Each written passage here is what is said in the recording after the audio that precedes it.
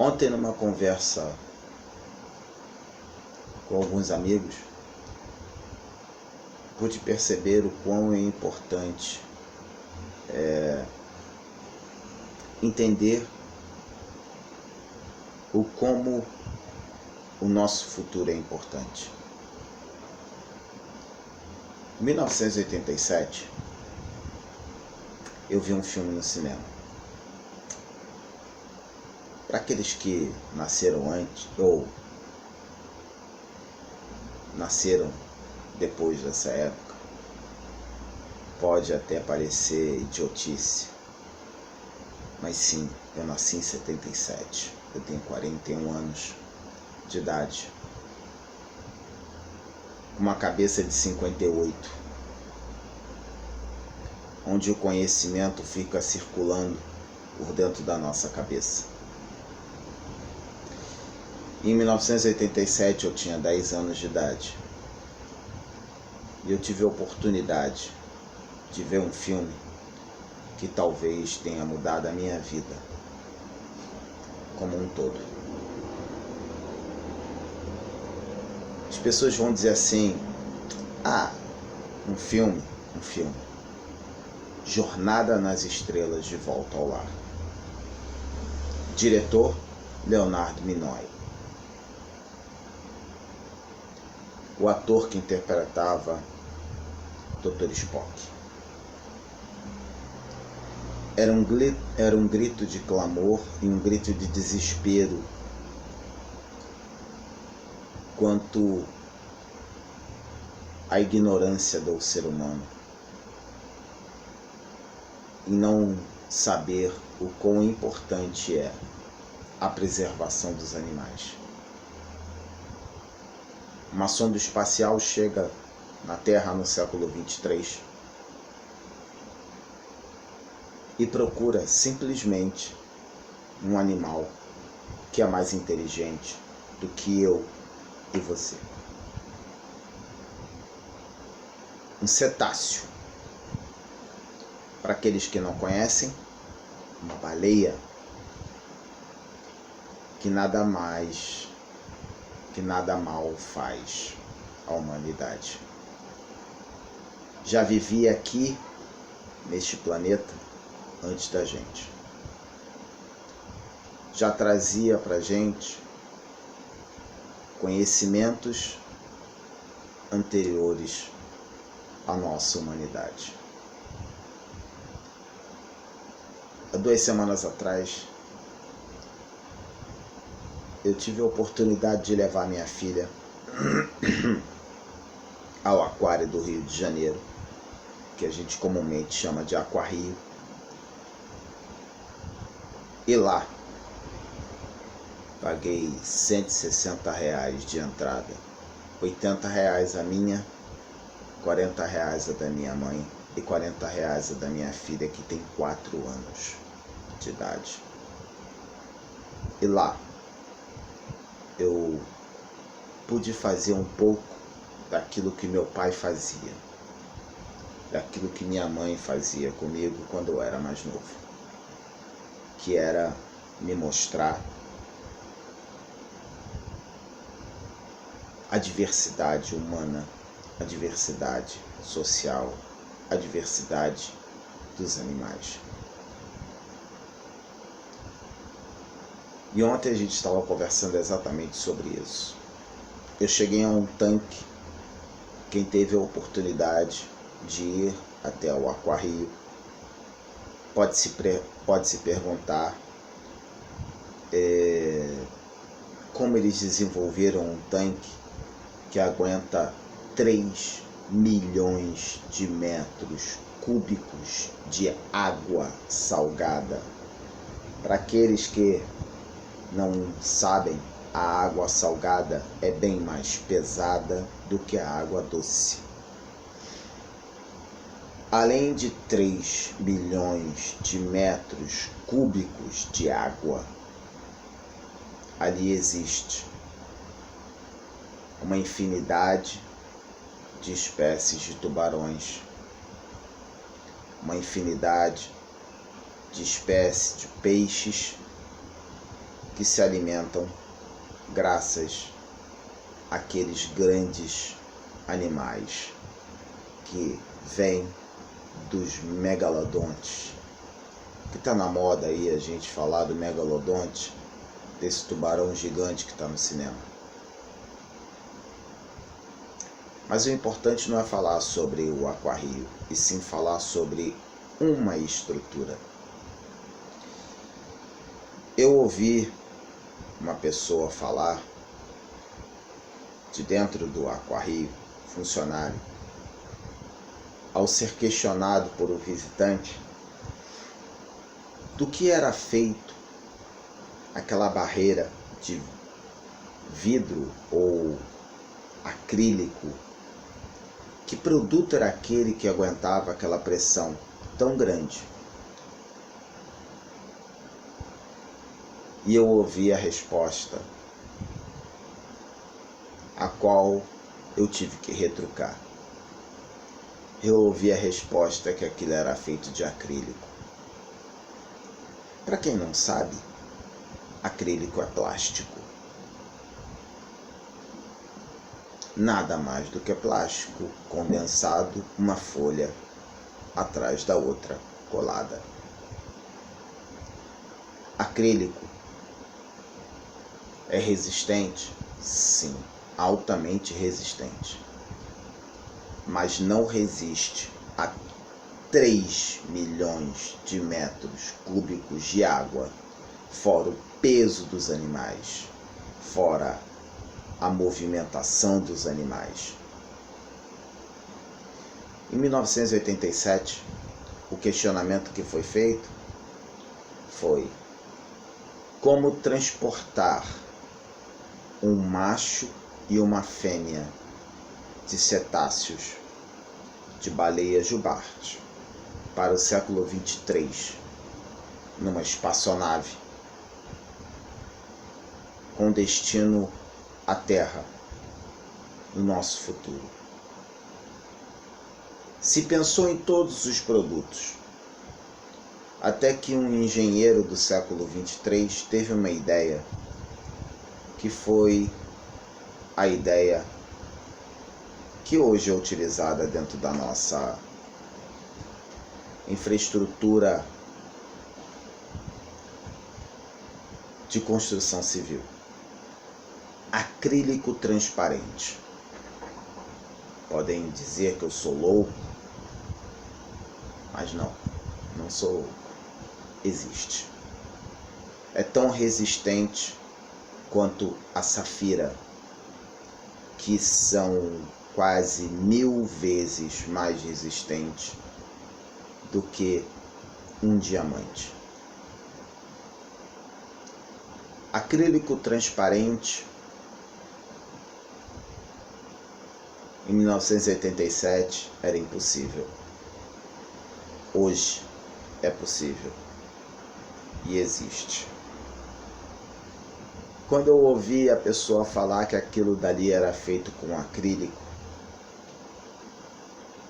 eu falei para a pessoa: não, isso não é acrílico, isso é alumínio transparente.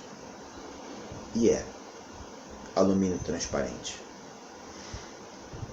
Em 1987, num filme, um cientista desenvolve, ou melhor, traz à tona uma fórmula que diz que era possível constituir alumínio transparente. Se hoje nós formos olhar, o alumínio transparente é usado em grandes obras atuais. Resiste a ventos, a pressão, a inúmeros outros fatores da natureza e inclusive a 3 milhões de metros cúbicos de água. E a gente estava conversando exatamente sobre isso quando eu apresentei a um amigo e disse a ele: tá aqui, pelo celular. Antigamente, gente, para quem tem menos idade, Quando a gente tinha uma dúvida, a gente ia ao pai dos burros. Que vem a ser o pai dos burros? Ao dicionário. De preferência o Ais, ou então o Aurélio. Aurélio esse, que é nada mais, nada menos do que o pai de Chico Buarque de Holanda. Aurélio Buarque de Holanda. Hoje nós temos o Google, que nos mostra um futuro, nos mostra o alumínio transparente. Assim como a tecnologia que hoje nos fascina com os Vingadores, a tecnologia que hoje nos fascina com Star Trek ou Star Wars, muita coisa que se passou veio graças a um único momento: a ficção científica. Se hoje nós temos o submarino, agradeçamos a Júlio Verne. Se hoje nós temos o helicóptero, as condições de chegar a uma profundidade inimaginável, possamos olhar para os nossos livros e conhecermos um pouco da nossa cultura e história. A sociedade humana tem um péssimo hábito de não olhar para a sua própria história. E não olhar para a sua própria história quer dizer simplesmente: para que história? História não é nada.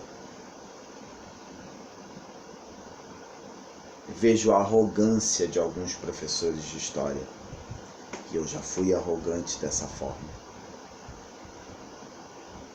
Já fui arrogante dessa forma, em achar que chegar na sala de aula e falar para um aluno que história é importante sem mostrar para ele o que é história, talvez tenha sido o meu grande erro. Hoje, aos 41 anos, tenho a certeza que a história é a construção do nosso futuro. E o nosso futuro está batendo a nossa porta. Está cobrando um preço alto, muito alto, que vem a ser o nosso descaso, a nossa ignorância, a nossa falta de entendimento e principalmente a nossa falta de vontade de fazer a diferença. Parafraseando um tema de um livro de filosofia que estudei no meu ensino médio, que dizia: racisme, vivez avec leurs différences. Racismo, viva com as suas próprias diferenças. Hoje eu chorei. Hoje, ontem, dia 2 de setembro de 2018, há exatos 210 anos, nós perdemos parte da nossa história. Cabe agora voltarmos aos livros e buscarmos a inspiração para trazer novas formas de história aos nossos filhos. Que Deus tenha piedade de todos nós. Que Ele possa nos iluminar para trazer à tona tudo aquilo que nós construímos ou que nós destruímos pela ignorância, e principalmente que nós tenhamos a vivacidade de transformar o que foi perdido, o que foi destruído, o que foi esquecido por muito tempo, em uma nova forma de observação. A vida não é feita somente de bons momentos, é feita de maus momentos também. Mas a nossa grande aventura só pode continuar com a observação do passado. Olhar o passado não é olhar os erros do passado, e sim buscar a inspiração no passado e ver o passado como fonte de conhecimento. Ver o passado como fonte de arrefecimento de nossa sociedade.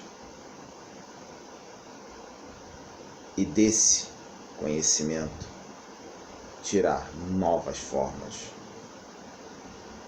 novas ideias, para que o nosso futuro seja feito da forma real.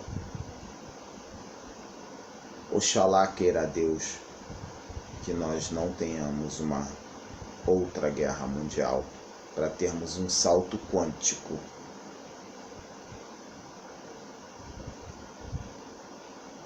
dentro da nossa própria história. Oxalá queira Deus que nós possamos olhar os livros de Júlio Verne, de Leonardo da Vinci, de todos aqueles autores que já se foram, e possamos olhar e traçar novos planos para um futuro melhor a cada dia. Que os nossos corações se encham de esperança. Esperança, aquela que no filme trouxe a possibilidade de equilibrar a sociedade. A esperança que hoje nós não possamos destruir o nosso próprio planeta da forma que temos destruído. Que nós possamos ter uma vida melhor. Que os meus filhos tenham um futuro melhor. E eu sinceramente agradeço a Deus por ter me colocado em uma família que, mesmo sem ter cultura o suficiente, me proporcionou momentos inimagináveis, momentos que me marcaram, momentos que me trouxeram até hoje, momentos que me fizeram ver um mundo novo, um admirável mundo novo. Que todos possamos olhar o passado não com pena, mas sim buscar dele a inspiração para que o nosso futuro seja cada dia melhor. Um forte abraço e fiquem com Deus.